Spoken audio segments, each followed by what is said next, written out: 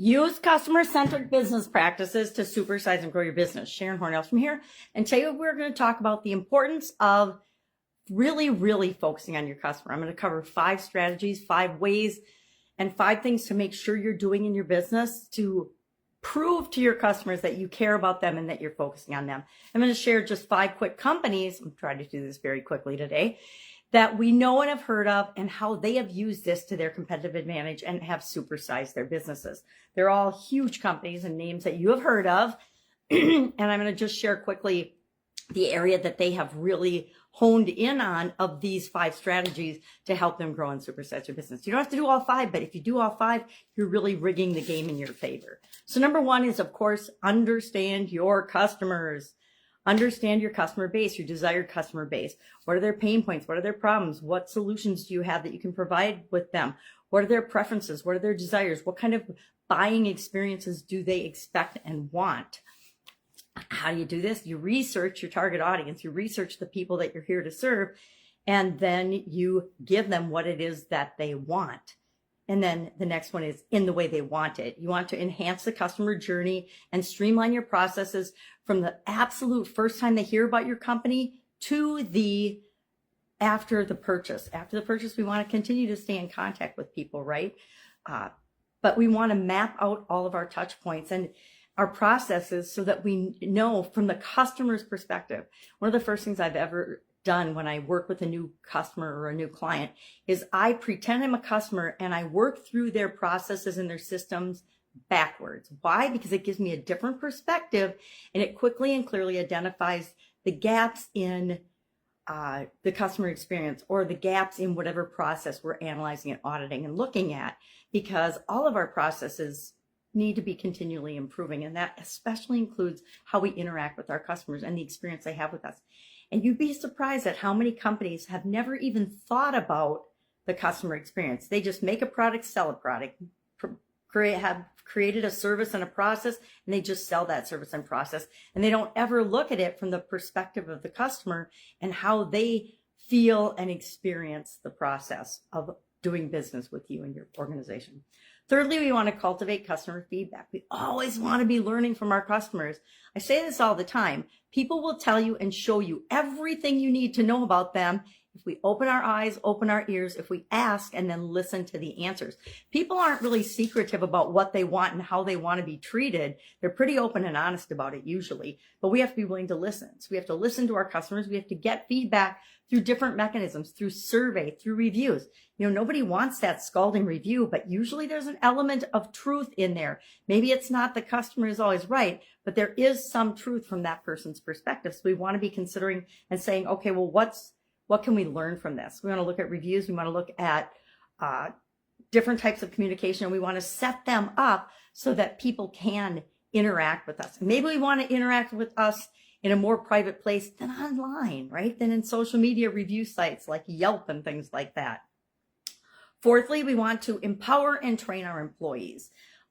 It takes everyone in the organization to help grow and build and supersize a business. And the only way people can contribute to the best of their ability is if they're continually learning and being trained and growing, and they know what the expectations are, and everyone's aligned and working toward the same goals and objectives. And if you build into your culture a customer-centric, customer focus, you will get better choices and better decisions as long as you train and allow your employees to help people have a better experience with your organization. Seen a lot of organizations that have a top-down approach, but everything has to go through the manager. Have you ever called customer service and you get the pat answer that they're reading off the sheet, and you know that that doesn't solve your problem and you have to ask for a manager? Well, then the manager gives you their level of pat answer, and you have to keep going up, sometimes to the vice president level, to actually get a solution to a problem that should be a no-brainer if you have the right process and you're empowering people in your organization. And then finally, our 5th one is to leverage technology in order to enhance the customer's experience. There's so many ways to better serve people nowadays than there used to be. With customer relationship management systems, you have specific information about customers. You can tailor things to them. You can tailor specific offers to them that they would be most interested in.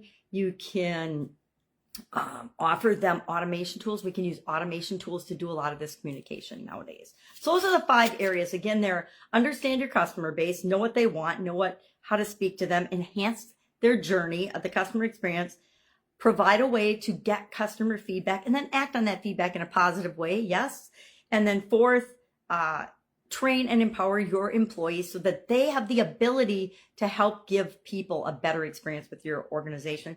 And then leverage technology to automate processes, streamline workflows, streamline both internal processes and dealing with the customers. So what are some companies that have done this really, really well?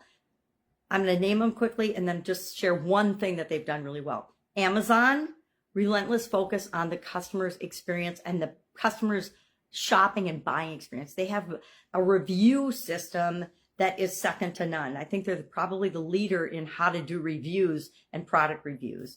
Zappos is a shoe, and I think they have clothing and things now too, but I always thought of them as a shoe company. They have incredible customer service, and they have hassle-free returns and things that, especially when it comes to something like shoes. Have you ever gotten a pair of shoes and you always wear a size 7 and you get a size 7 and they're so small you feel like your feet are going to bleed? Well, they're super at taking things back and returning them. It's an easy return policy. Apple is innovative and they have exceptional customer experience in terms of they have a very user-friendly interface. And we know that they're the first $1 trillion company. So that's maybe somebody we want to emulate a little bit.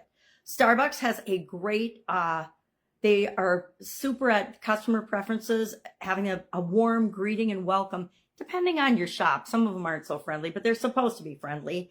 And they also have a really good loyalty program that a lot of companies mimic and model as they're creating their loyalty programs.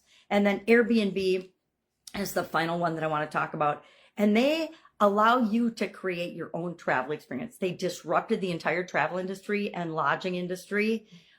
And, people can say what they want about them, but they have created a very customer-centric, customer-focused platform to plan your next outing or vacation or excursion on. So those are just some of the things to get us thinking today about how can we be more customer-centric. And if you haven't done anything, I'd say the first thing to do is map out your customer experience. And if you want to really get a jump on it, map it out backwards from after the sale, what are you doing, to when they first hear about your organization.